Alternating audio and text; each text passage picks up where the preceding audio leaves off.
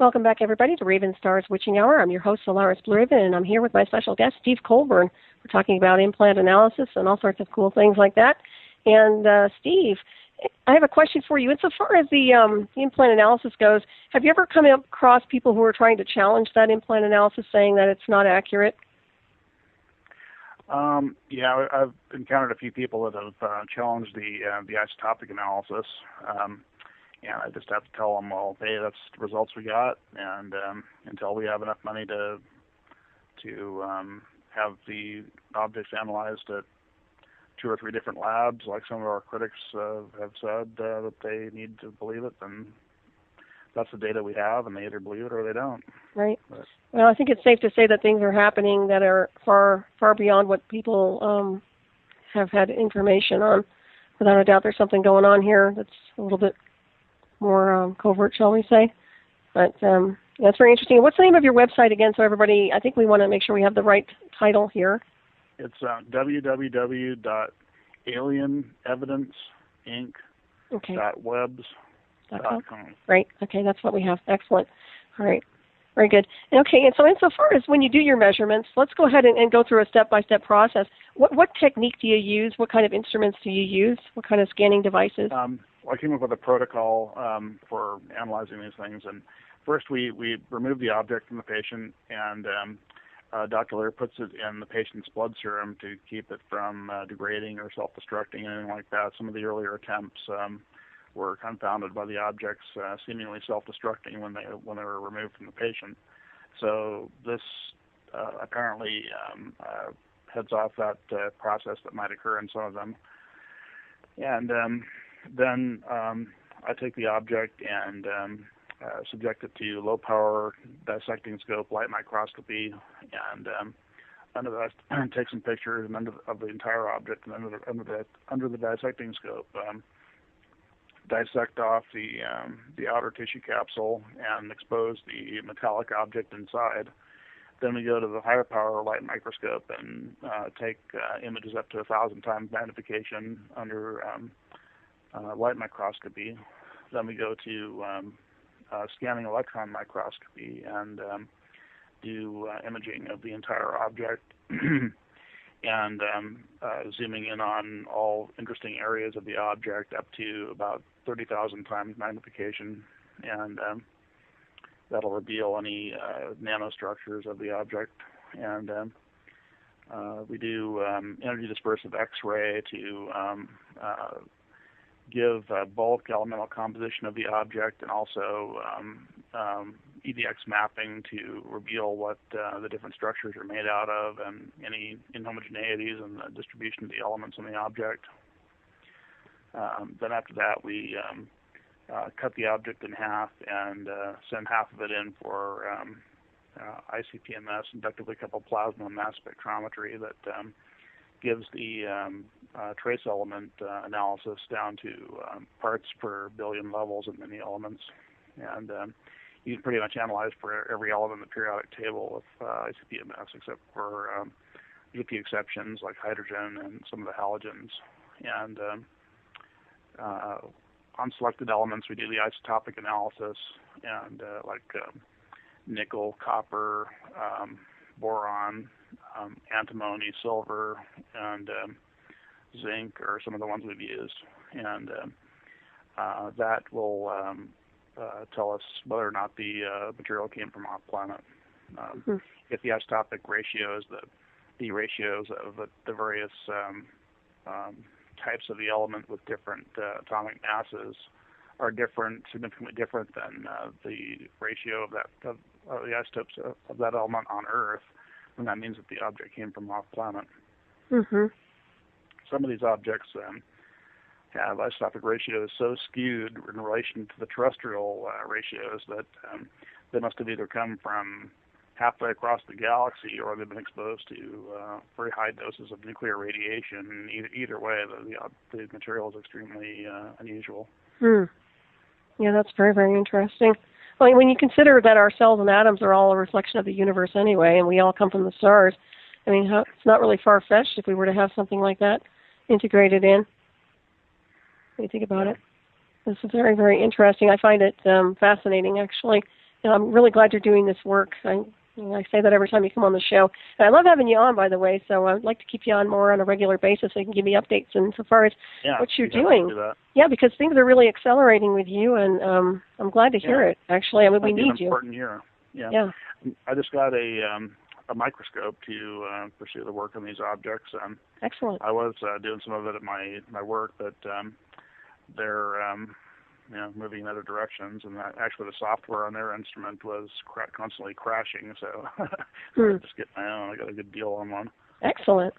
So is there any relation to the blood type of for people who have implants? Well, I don't know if Dr. Leir agrees with this, but it seems to me that there's somewhat of a correlation between having an implant or being a Class 2 experiencer in general and having Rh negative blood type. Mm-hmm. It's not a strong correlation, though. I'm actually Rh positive. Interesting. I think there is a somewhat higher probability of a Class 2 experiencer having Rh negative blood. That's very, very interesting. Yeah, that's something to look at then, huh? Yeah. That's true. Are you Rh negative? No, I'm rare though, but not Rh negative. Should I say it over air? Somebody might want my blood. It's a rare type. It's like less than 10% of the population has my blood. Okay. But yeah, I don't know, man. I don't even know if it's blood anymore after where I've been. Who knows what I've got inside of me these days? I was going to ask you, what do you suggest to someone who would like to try and measure themselves for implants? Now, do you recommend that they do it themselves, or actually probably just look you up? Well, looking me up would be the easiest thing for them to do, but if they actually have a memory of getting an implant and they know where it might be and everything, or then going to the hardware store and getting a good stud finder would be a good step, and you zero the stud finder in an area away from the implant, but in an area that's of the body that's of similar composition to where the implant is, and then move the stud finder over where you think the object is, and if it beeps, then there's a possible object there. The problem with stud finders is that there's a lot of false positives, so you have to confirm that there's an object there by doing an X-ray. Mm-hmm. And most of these objects do screw up an X-ray, so that not always. There's a mode they can put these objects into, apparently, that makes them transparent to X-rays or reflect X-rays in the opposite direction or something. I doubt the objects work in that mode, otherwise they'd keep it that way all the time. But we've seen these things disappear off X-rays before, so they must have a method to do that. But they show up on X-rays often enough to make that a viable detection method for them. Mm-hmm. It's almost like they're under intelligent control to some degree. Oh, I'm sure they can remote control these things, I'm sure. Well, yeah, I mean, if you have a signal anomaly like I do, too, it's a little bit harder, but it's there. So, is there a question over here? Let's see here. Oh, I think is that a question from Bella? It's not in caps. Let's see. Hang on for just a microsecond here, Steve. Sure. Okay, I guess she's trying to figure out what the super soldiers are doing. Are super soldiers victims? I wouldn't call them victims at all. They're targeted individuals in some way, and they're tagged individuals, usually tagged with covert technology to basically program them into something that they're usually not. So you can create a lot of things out of with this technology. You can create super soldiers. You can create Manchurian candidates. You can create really nice people, I suppose. I mean, it's how it's used. It's also how the personality of the individual is calibrated also. I mean, they couldn't break me when they tried to program me. I mean, all I have is a bunch of stuff embedded in my circuitry right now. So that answers your question. Stubborn to be broken, I'm sure. Yeah, it's just ridiculous, But I'm actually a lot stronger now. I mean, on a mental level, but I'm burned out. And I know a lot of people who get hit with these programs get burned out too. I mean, we're tired, and of course, we're not. The government's ignoring this, which is really, really annoying for them to just overlook this stuff just because it's quote-unquote classified or covert technology. It becomes declassified very quickly when they start targeting people. I mean, that's all there is to it, Mm. You can't classify something if you're deploying it on everyone and their mother, and we have proof and evidence. It's kind of like, forget it. Don't bother classifying it. Let's everybody fess up. But I think the biggest problem I see is that it shouldn't be done unless the person says okay. If the person wants it, fine. Mm-hmm. But if it doesn't, if somebody doesn't want stuff, they shouldn't have to deal with it. I don't know what That's basically, morality 101, and human experimental ethics. Right. But, exactly. They don't go by that most of the time. Well, there's a protocol on universal level where you don't sit there and try to control and manipulate someone's evolution in a negative. And if you want to help somebody on their journey, that's great. But you don't sit there and misuse technology to thwart them into a false reality or psychotronically fragment their minds, make them ill. I mean, this is what's happening. This is the type of deployment that's going on across the globe, and it's taking people out, taking lives out. Obviously, I wrote several books on the subject because of what had happened, and I felt obligated to communicate it. And of course, we do have the celestials and the off-world species that are high vibrational beings, but they don't use things like that. They don't need to. They have no desire to track anybody. They have no desire to dominate someone on a telepathic level. They don't have a desire to do anything negative to anyone on this world. They just want us to ascend. So you can obviously tell what the problem is, on this world. I think mankind has a lot of issues, quite honestly. Yeah, as I say, our leadership just wants more power and control for power and control's sake, and that's crazy, counterproductive, and it will eventually cause things to come crashing down. Well, I think it is. I think it's all imploding, and I've said that several times before. I mean, you can see it. You can see it all falling apart at the same time, but to what degree does everybody suffer in the process? That's the problem. We're all suffering on a different level. I'm not saying everybody is. Some people, I really look at people sometimes and I think, wow, you guys have it made, because they don't have to be subjected to the stuff that beings like I have. And I'm not trying to go, oh, poor me. Not at all. But I went through hell and back, and it's like, you guys have no idea. Believe me, you don't want it. And you don't want what they do. Not the stuff I was exposed to. Believe me, it's ridiculous. Evil. That's all I can say about it. But don't get me started. But Steve, what projects are you currently working on, if you can talk about any of them? Well, at my job, I'm working on carbon nanotube wafers, these paper-like materials made out of various types of carbon nanotubes and methods of making those. We're going to try to use those as fuel cell electrodes.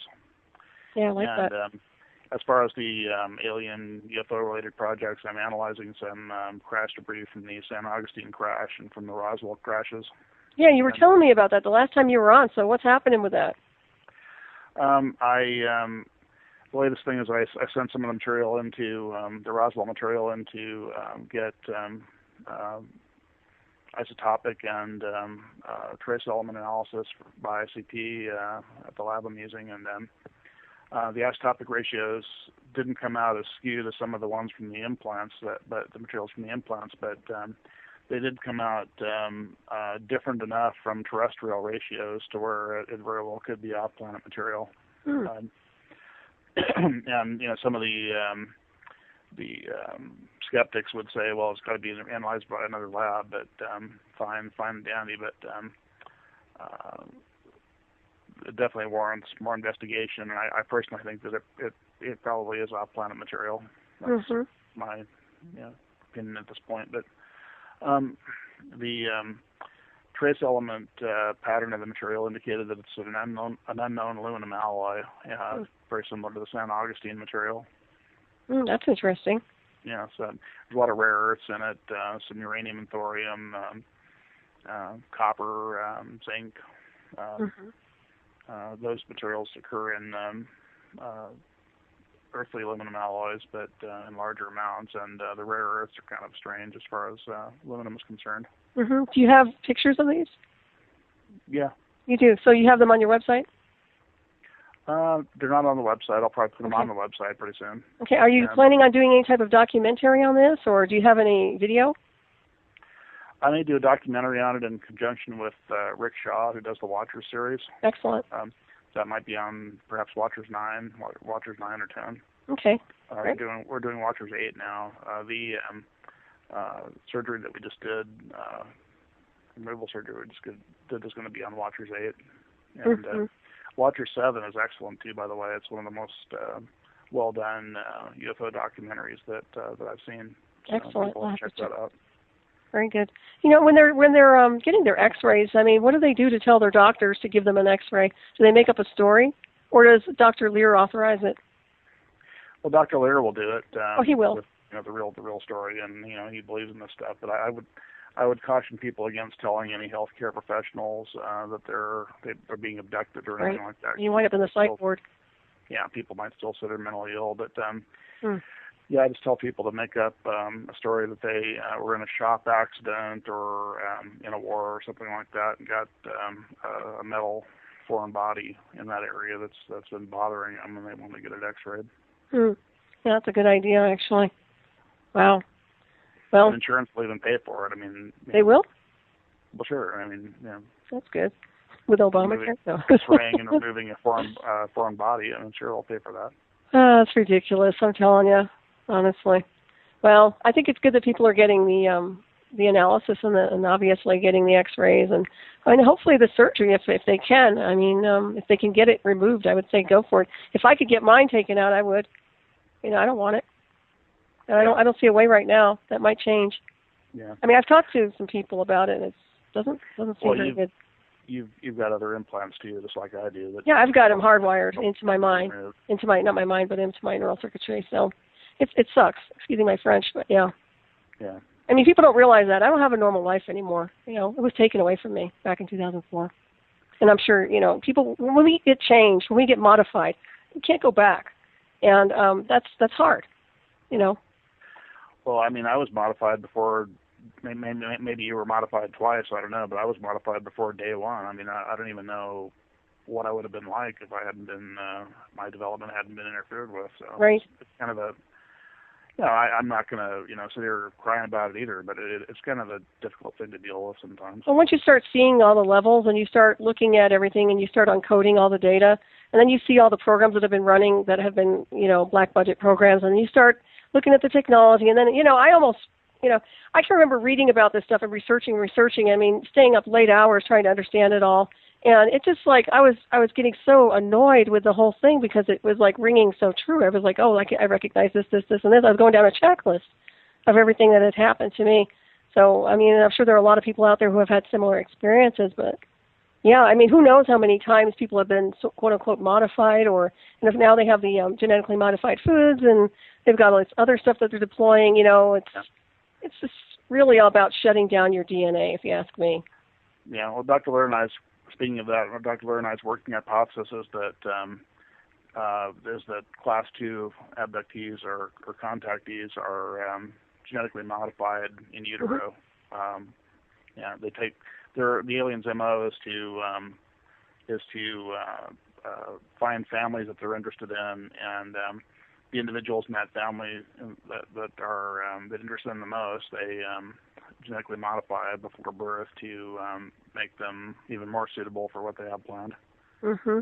And I think when we develop more sophisticated or at least more affordable ways to sequence the entire genome, we'll find out that there's alien DNA in a lot of experiencers. Oh, absolutely. Well, I'm a firm believer, and I say this all the time, that we're star beings. I mean, we are our ancestors, and our ancestors are not from here. So we better get used to the fact that we are them, and they are us. And I say that a lot, and hopefully people will get that through their heads. But they've been conditioned and programmed to say, oh, we're only human, we're this and that. No, you're not. You've been programmed to believe you are. We've talked about that before, too, and I could go on and on about it. But, awakening, there's nothing wrong with being a star being. There's nothing wrong with being enlightened celestial type, hybrid, whatever you want to call yourself. It's the fact that they're using a technological assault weapon to control and manipulate our psyches while we're here on this planet, and basically to try to control our abilities or shut us down, torture us if we don't comply, that sort of thing. And it all boils down to the psychotronic war games, of course, and we can go on and on about that because it's you can see it every day of the week. I see people being affected by some kind of a game, some kind of a war game. So it's not healthy. Well, war is all our government understands, pretty much. They have wartime and peacetime, and they exist to it's all conflict, basically. Yeah, I don't know about you, but I can't stand drama. I'm not a drama queen. I'm really not. I like Zen moments. I like peace, and unfortunately, I've been pushed in the war zone, and I can't stand it. I mean, even if I'm an Aries, I'm like, dude, if I have to be a warrior, I can, but I just really don't like it. It's kind of like the dragon that wants to hide out in the lair. Yeah. You come after me, I'm going to burn down your city. Okay. Yeah, most class 2 or experiencers are kind of like that, where we're caring and calm most of the time, but mm-hmm. We have kind of a fierce side too that comes out. I think we're programmed to be warriors in part. Yeah, well, I think it's basically we don't tolerate bullies, And from what I've seen about the misuse of technology, it's about bullying somebody. It's easy to, there's silent bullies because nobody knows you're getting bullied. I mean, especially if it's a psychotronic thing where you're getting hit with a covert technology program or a synthetic telepathy. Nobody knows except you and your handler that you're being assaulted. That's the horrific part of it. You can't show it to anybody because no one will believe you. It's between you and the division, and the division will never come forward. They're the one doing it. So it becomes a real ugly, ugly matrix, and all you can do, you can't run from your own body, so what do? You stand up and fight. You stay fortified in light, and you counter it, and you hold your ground in your own body, and that's what happens. So, I look at a lot of this stuff, and I think there has to be a better way. There has to be a better way to resolve some of the things that we're dealing with. And I think you and the work that you're doing is part of solving the equation.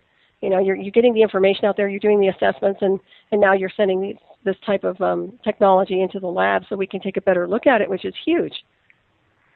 Thank you. And it seems like most of humanity is, especially the government, is into this little drama thing. I know what you mean about not liking drama. As you know, I'm coming out of a relationship with somebody that was a total drama queen, and yeah, it's rough. Didn't much like that. It's just not good. It's unhealthy. You want to talk about toxicity? Just being around negative people is very toxic, and and even just the drama of life. That's why I don't watch television. I just avoid a lot of things these days. I have enough in my head. I have air traffic control embedded in my brain. I don't need any more drama, believe me. I've learned to calibrate everything, and it's still I've got to watch it because I have anomaly signatures, and these things can be hijacked. And people can get hacked. Their minds can get hacked, believe me, with psychotronic war games and the covert technological things. And you're looking at these implants, and I'm thinking to myself, well, they can hijack the implants too. Now, whether it's even an off-world technology, even if it is off-world technology, say Black Budget decides to hijack it, they can hijack it if they want to, I would think. Yeah, I hadn't even considered that, but at some point they'll be advanced enough to hijack the alien implants. Yeah, it's just like a computer, just like anything else. But then again, the door swings both ways. So you've got another. It's probably a sophisticated analog rather than digital computer, I'm thinking, but they might be able to develop the programming techniques to hack something like that if they were sophisticated enough. Who knows? Well, I'm pretty sure, I'm 99.9% sure we have the ability in our covert underground with our supercomputers, which are merged with artificial intelligence, that we can definitely mind hack, and that they do it quite often.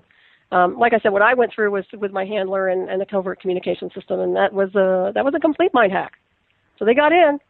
It's amazing. If you have an electromagnetic field and neural circuitry, they can hack you. And I didn't have to have an implant for that one. So, and that's another thing people need to understand. This is interesting that there are implants being found. Then you have the tagging systems that use an array system that tags your electromagnetic field and gets right in. And I don't care how fortified you are in spirit, you're going to get nailed if you don't watch out. And I'm not saying this in a negative way. I'm just saying forewarned is forearmed. Be prepared, because there are things like that out there. So it's just really amazing to me. But I was going to ask if you're writing any books. I keep pushing you to write some books. I've actually started on a book. It's going to be called A Manual for Class 2 Abductees, or Frequent Flyer Abductees. I'll probably call it Frequent Flyer Abductees, so people will understand it a little bit better before they buy it. But it's going to be about. I'm going to put as much of my experience as I can in there, and as much data about the implants in there as possible. And it will be a book about how abductees that are getting frequent contact can make the most out of their experiences and survive and be happy and understand their experiences better. Right, I think that's really good. I'm looking forward to you doing that. Well, I think a lot of it is, if you have these implants, you need to know how to live with them for sure. Another thing is, it sounds like they're not really doing that much harm to most people. Now, I can't say they are or aren't. No. But the one I have, obviously, the stuff I have is definitely hardwired. It's really intense, the stuff that happened to me. So it's not like a little passive little thing. But I can imagine some people don't have that issue. Looks like there is a question in here. How do victims and non-victims find each other at Super Soldier Summit? I'm confused. Well, we're not really talking about the Super Soldier Summit, but how would you answer that, Steve? How do victims and non-victims find each other? Yeah. I'm not sure I understand the question. Yeah, that's pretty much as good as it gets right here. So if you want to elaborate a little bit, let me know. But that's I really don't know how to answer that. As far as how to if he or she is talking about how do experiencers find each other, I think we kind of have an intuitive sense of who we are. Right. And I wouldn't call them victims. I hate to use people as victims. They're not victims. They're getting through things. I call them, sometimes they're targeted individuals, sometimes they're test subjects. I think the safe thing to say would be test subjects. That's what we are.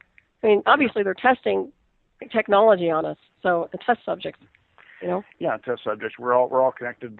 All class 2 abductees are connected to the alien hive mind, and when we meet each other, we can just sense that the other person's a fellow class 2 abductee or experiencer. Okay, and is there anything on the internet that they can go to, or is there any group gathering or any page that they can go to connect with each other? Yeah, there's Elon Smith Sero group, and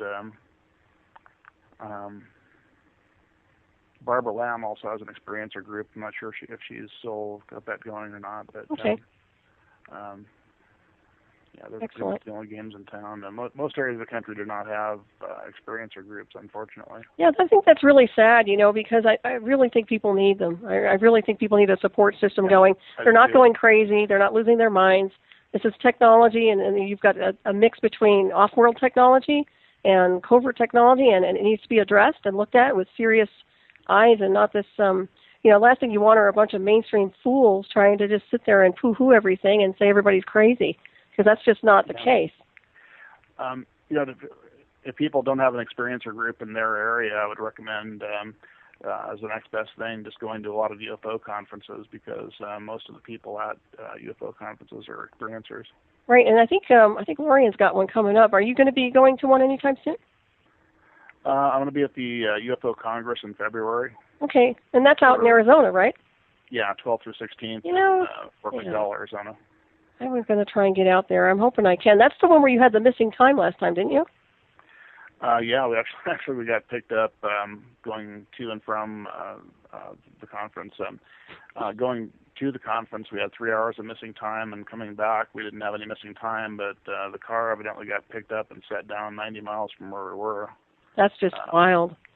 We're outside Laughlin, and then all of a sudden we're just right outside Las Vegas, and it took us a while to get back to where we're supposed to be. It's really interesting. You're not the first person that's told me that either. I mean, I hear that quite often, that people who go to those events have that sort of thing happen to them. It's very interesting.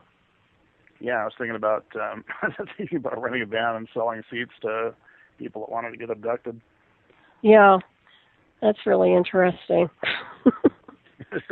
So, and let's see here. If you guys want to call in, I'll take calls in the last half an hour. Just make it brief. And number is 347-688-2902, or you can text in. That's fine, too. And, okay. Well, that's great. So I'm looking forward to your book coming out for sure. And let me know if there's anything I can do to help you with that, because... Yeah, I'm going to try to get it out hopefully by the end of this year, or if not, sometime early next year. And I'm glad to see Dr. Leir is out and about doing things. I know he wasn't feeling good for a while there, was he? No, it was kind of touch and go for a while. He got in a car accident a couple of years ago, and that started a downhill spiral in terms of his health.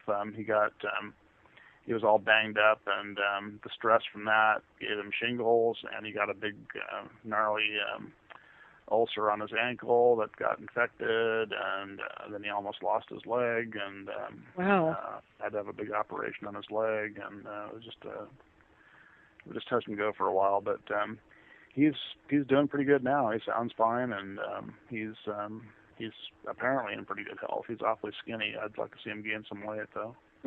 Yeah, I'm glad he's okay. Yeah, I know he went through some serious issues there. He's had a lot of stomach problems, and other than that, he seems fine right now. Good. Well, I'm glad to hear that. Yeah, I'm glad he's back, in motion, I guess is the word. That's really good. So we talked a little bit about the chemical elements found in implants and alien abductions. So is there anything that really stands out insofar as the chemical elements themselves? In implants? Yeah. Mainly the meteoric iron, the fact that a lot of them are made of or in part meteoric iron. You can tell that by the gallium and germanium in them. Mm-hmm. And there's a lot of phosphorus and nickel, similar earths, and a little uranium and thorium. That's kind of unusual. Usually not find uranium and thorium in meteoric iron, but it's in this. So I don't know if that's something they added in or if it's actually in the metal. If it's actually in the metal, then that might be another indication that this stuff came from somewhere else in the galaxy. But when you see it, does it look like it's actually designed, or does it look kind of random?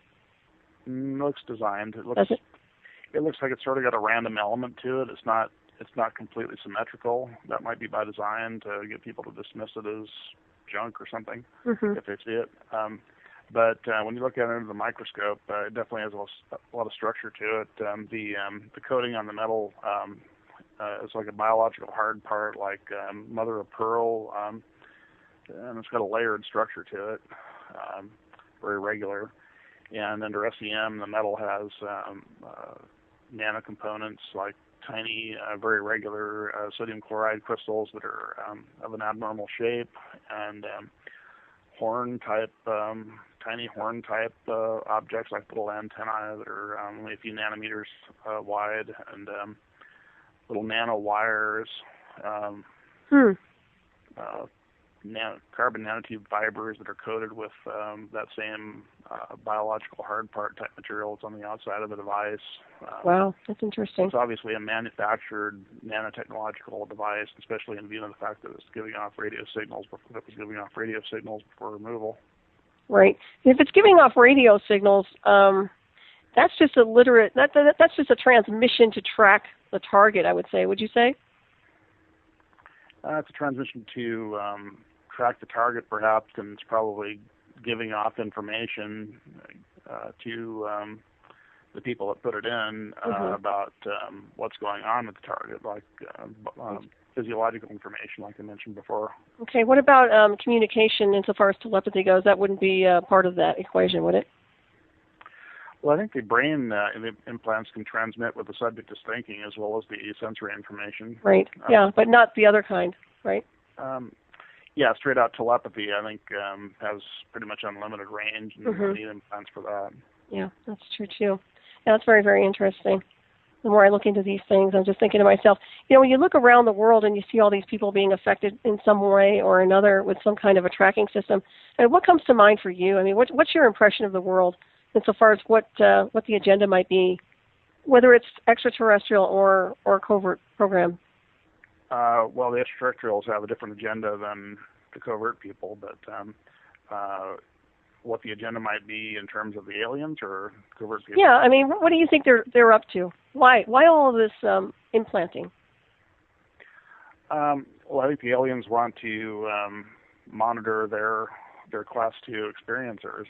They have a lot invested in the Class 2 experiencers. They they genetically modify and train them, and they want their help on accomplishing their agenda, because there aren't enough grays to accomplish the agenda they want to do down here. And they want to gather data from the people they have down here. I mean, if they can hear and see what we're hearing and seeing in real time, that's a tremendous intelligence asset, especially if some of the people, as I strongly suspect is the case, are in government. Yeah. And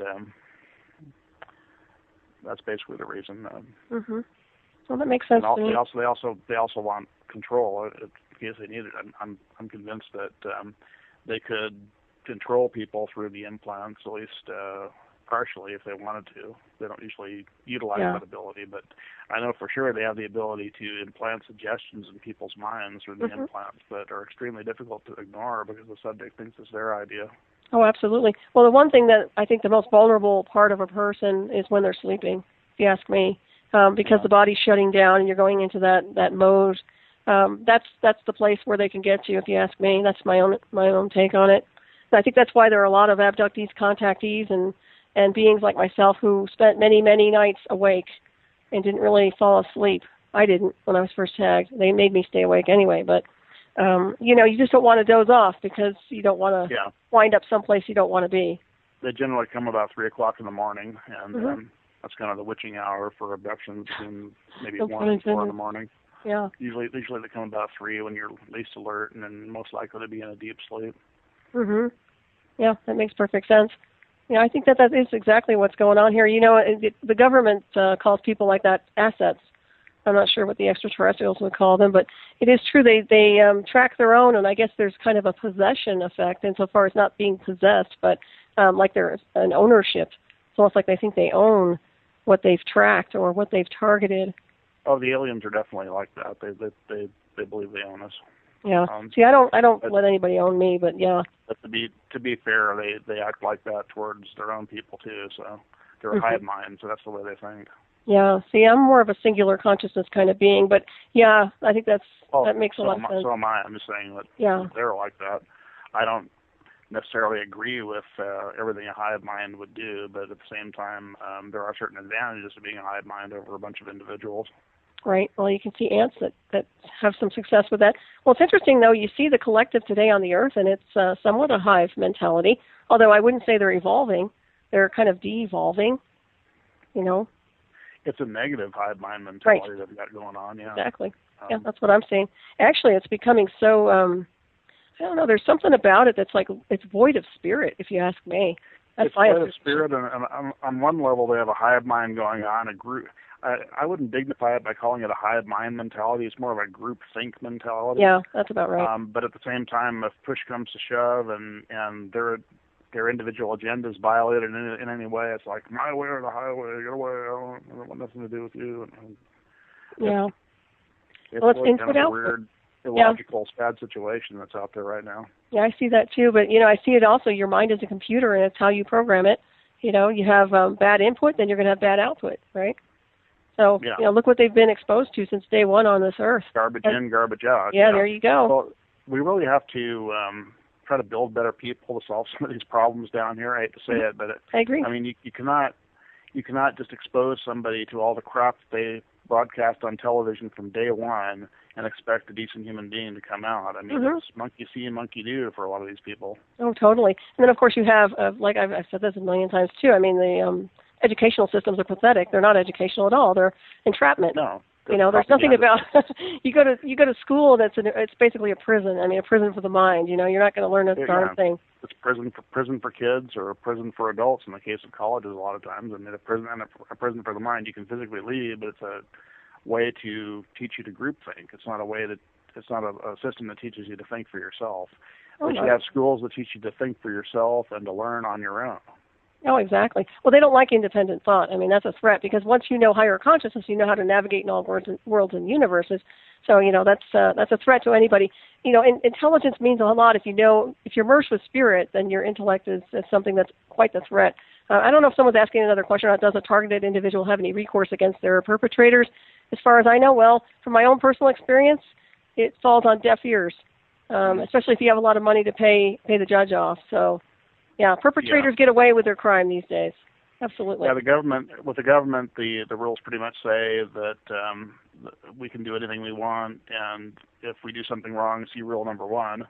And in the case of the aliens, they are far too powerful to fight. I don't care what anybody says. These people are thousands of years ahead of us, and their strength is that they're true telepaths, and they can implant extremely powerful suggestions, even change your personality if they want to. If you don't want to do something for them, they're not primitive enough to have to beat you into submission. They'll just use their mental powers to make you want to do it. Yeah, unless you're really strong like me, and then you telepathically slap them down. But yeah. Yeah, if they want you to do something badly enough, well, I've been through, like I said, I've been through the tactical hardware, and that's what it was. It was live feed, real time, synthetic telepathy, and I got through it, but it wasn't easy. And like I said, it wasn't easy at all. But I can't say, I'll tell you point blank, if anybody got hit with what I got hit with, I don't think they'd make it. I'm not saying that with arrogance. I know they wouldn't make it. So, ain't no way. Sorry, folks. So I'm still here. I'm still alive, but my body's taken a lot of hits, and this isn't a game without a doubt. So, and we did talk about the Greys. So, what else besides the Greys are out there that you would say would be a dominant race? Some of this is speculation. I don't know much about other races besides the Greys personally, but Other people have reported reptilians. Right. And other people have reported human-like aliens that are loosely termed Pleiadians, and each of these races are an alliance of similar types. The Greys are an alliance of like seven different similar types of aliens, and the reptilians are an alliance of at least 2 different types, and apparently the reptilians are maybe responsible for the disappearances of all these people in national parks. The government apparently knows about it and aren't saying anything. Oh, that's interesting. The response was pretty definitive no when somebody asked for, or several people asked for information on the disappearances through the Freedom of Information Act. That's interesting. They know exactly what's going on, and they don't want to say. Well, what comes to mind with that is an anomaly portal, something that's randomly opening up and closing, that's allowing these things to connect in and out without having like a visibility insofar as regular UFO observation. I call them anomaly portals, but I'm wondering if that's not what's happening. I mean, not that to me is what I think is going on. That's just my own take. I don't know what your impression is on that. But that it's an anomaly portal? Yeah, something that opens up and closes and allows something to descend into this dimensional space to cause a little bit of problem. Yeah, that could be. These beings don't always necessarily travel in ships. Sometimes they could travel through wormholes or something similar. Yeah, that's what it sounds like to me, for sure. Okay. I want to thank Jerry B. for having me. I haven't talked tonight for helping me tonight, Jerry B. Thank you. It's been an off night, and I appreciate you, Steve, for being here. Sure. Yeah. I mean, it's been really good. We still have some time left here. We've got about 15 minutes left, so we'll just continue on here with some questions, and if anything comes to mind that you want to address, just let me know, for sure. Yes. But I did want to talk a little bit about your background in chemistry, because I think that's really important that people understand your professional background. So if you can talk a little bit about your chemistry background, that would be awesome. Yeah, I have a degree in chemistry from UCLA, and I have 20 years experience in material science, and I invented a way to make ultra pure near net shape quartz glass as one of my projects, and recently I've had about 6 patents granted in the carbon nanotube field. My best invention, I think, was the invention of a way to put any desired metal inside carbon nanotubes, or coated on the outside of carbon nanotubes. And this process has applications in changing the properties of carbon nanotubes for different applications, especially electrical applications, or applications to strengthen metals or other substances. Mm-hmm. And the carbon nanotube wafer process, I came up with that. And, wow, that's great. Also, ways to make carbon nanotube wires and carbon nanotube capacitors. Mm-hmm. And, these things could also be used as very efficient catalysts. I want to do some experiments along those lines in the future. Yeah, no kidding. Well, I'm hoping that you'll open your own business. I know you mentioned something about starting a company. I'm hoping that happens at some point. Yeah, I'm going to be incorporating soon. I want to start a company website in the next couple of months. Nice. And I've got some product to sell, and I want to sell that and try to get operating capital to buy some equipment and be able to produce some stuff on my own. That's awesome. What I'd really like to see is more funding in your area so that you're able to do a lot more investigations regarding these implants, and research, and that would be awesome if we can get some more money in your direction, huh? Yeah, definitely. Any money that is donated to this cause will definitely go towards the research. Mm-hmm. I have received maybe a couple $1,000s in donations over the last 5 years, and it was definitely spent on the research. Some of these tests would not have been possible without donations from other people. Right, I'm sure those tests are not cheap at all.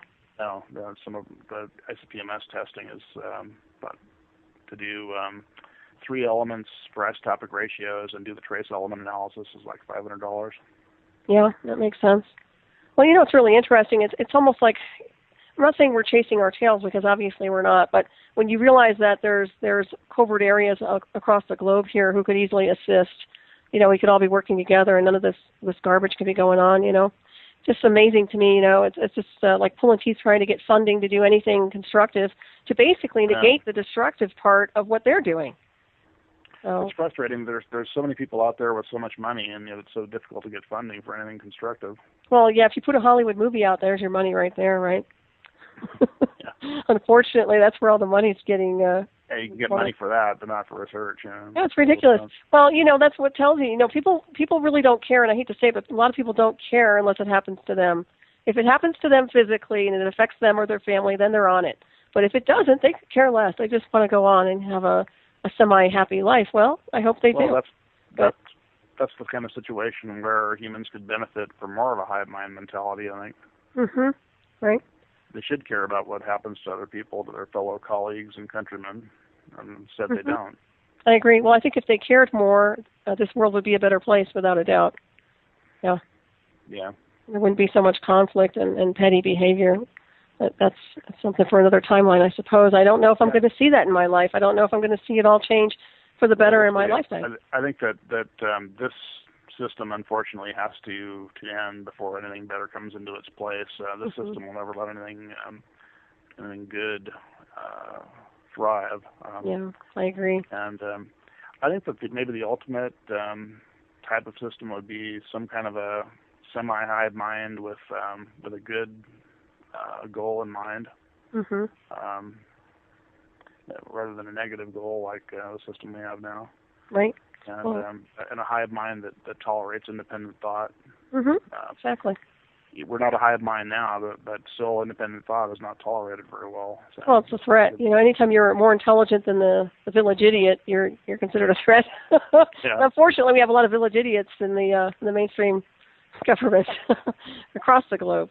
So that's the biggest problem we have, is that we have people that are not qualified in the illusion of power, and that we need to. Don't even get me started about that. These people, these people that are in power now, they wouldn't have trusted with a potato gun 30 years ago. Oh, heck no. And they're all political hacks now. We used to have people that knew what the heck they were doing running. Well, that's the thing. They're all compromised. And that's all part of the mind control, too. I'm convinced they're under some kind of an influence. Because no normal, rational, intelligent person acts the way they do. There's something wrong with these people, okay? It's a brain virus, whatever you want to call it. There's something wrong. And, coming from a spectrum of being through a very hellacious covert program, I can tell you, I came out pretty darn good and pretty clean and pretty centered, and I can't believe what I see before my eyes these days on this planet. So I see an extinction, and it's not one of these things I'm trying to predict, right? But it is there, and I'm not sure what you're picking up on the next 2 to 3, 4, 5 years, but I'll tell you what, it doesn't look real pretty to me. Well, the human race is not going to become extinct, but I think that a lot of the people that you and I were calling normals, or there's going to be a population crash through some cause. It's probably going to be a natural disaster. But the human race is not going to become extinct, but there's going to definitely be a crash in the numbers of the population. Yeah, I kind of see that already. Well, especially when you look at the planet and you see what's happening, and I can go on and on about certain areas across the globe that are quite vulnerable right now. It's just staggering insofar as what's happening across the globe. Yeah, you can take a look at Fukushima. I mean, a lot of people say, oh, there's nothing going on over there. There's a lot going on. There's a lot that people are not. Going to be part of the crash that I'm talking about. That Fukushima radiation, it's not going to kill everybody like some of the more alarmist people say, but it's going to give a lot of people cancer, maybe millions. Oh, yeah. I mean, it's not a positive. Let's put it that way. It's not something that we're all looking forward to. Any more contamination. By the way, the background radiation level in San Francisco as of 2 weeks ago was 250 counts per 350 counts per minute, which is something like 30 times normal background. Wow. Who did that measurement? It was a radiation monitoring network on the internet. I'm not sure who exactly did it, but sounds reasonable. I mean, in fact, a couple of sites were saying that, so I'm pretty sure that's true. Yeah. Well, mainstream won't talk about it because they're paid not to talk about it. That's the problem with society. I think that honesty really does pay off in the long run. So people might want to be a little more honest, more professional, a little more enlightened. That would be great, wouldn't it? Yeah, definitely. Do I sound sarcastic?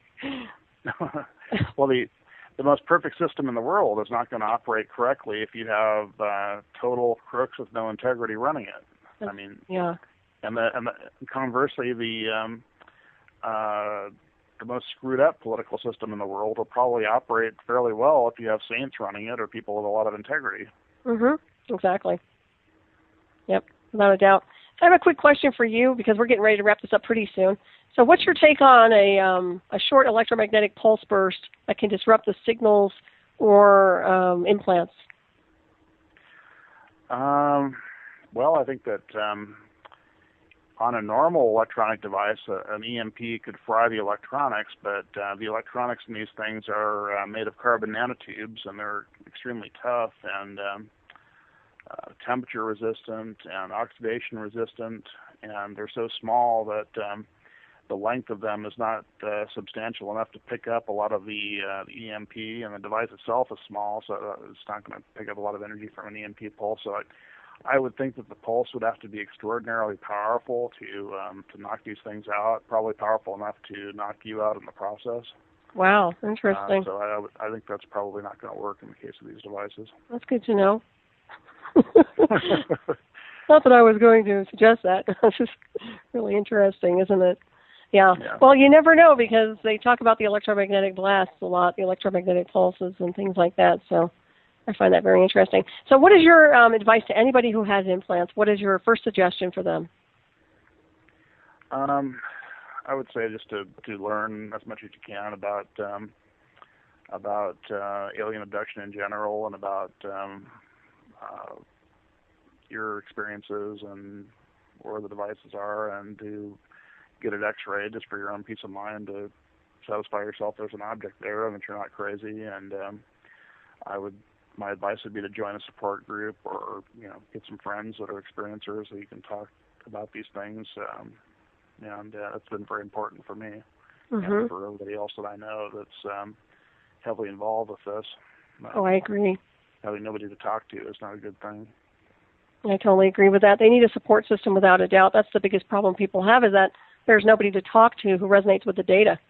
That's huge. Well, listen here, we're getting ready to wrap this up, Steve, but I want to thank you so much for being on the show tonight. It's always a pleasure to have you on my show, and I consider you to be not only a wonderful guest, but a very good friend, and I really appreciate you and the work that you're doing. So continue to do that for all of us. And thank everybody for tuning in tonight, and all the listeners, chat, everybody.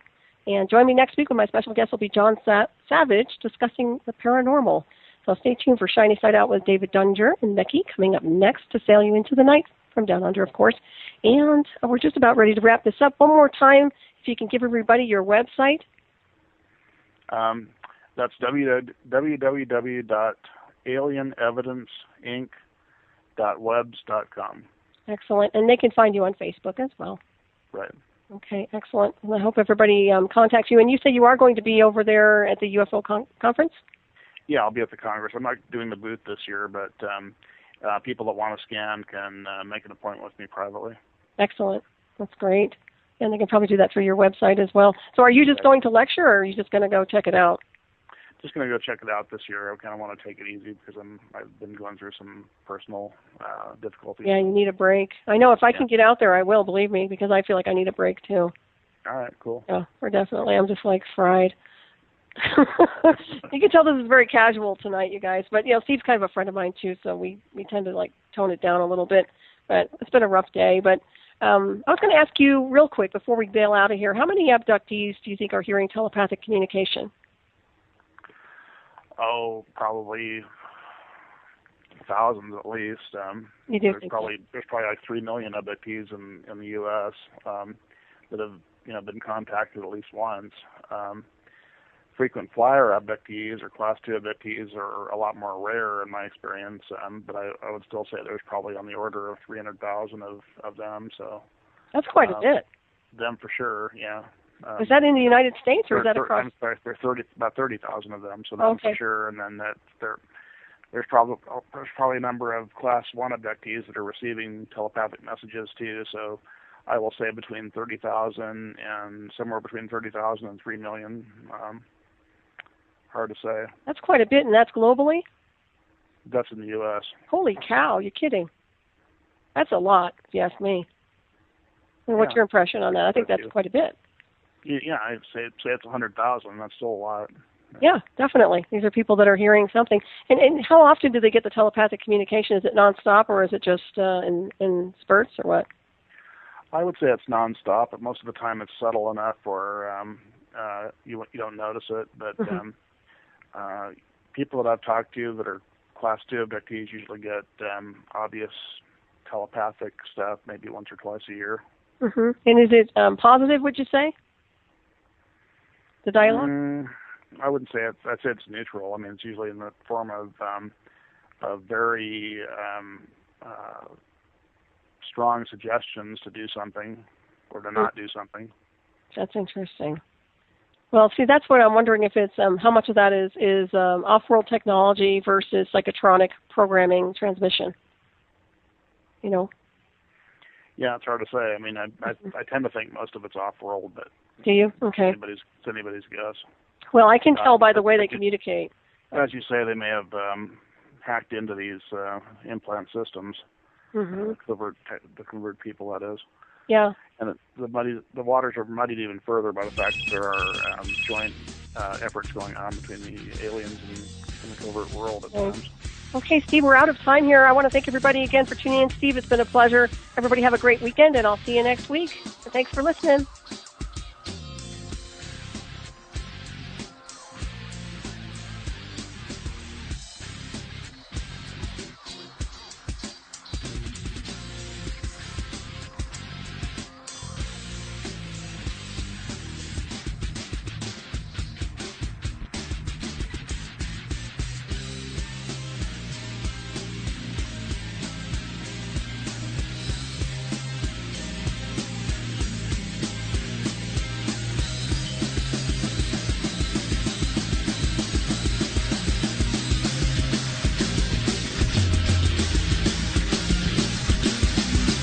Thank you for listening to Revolution Radio.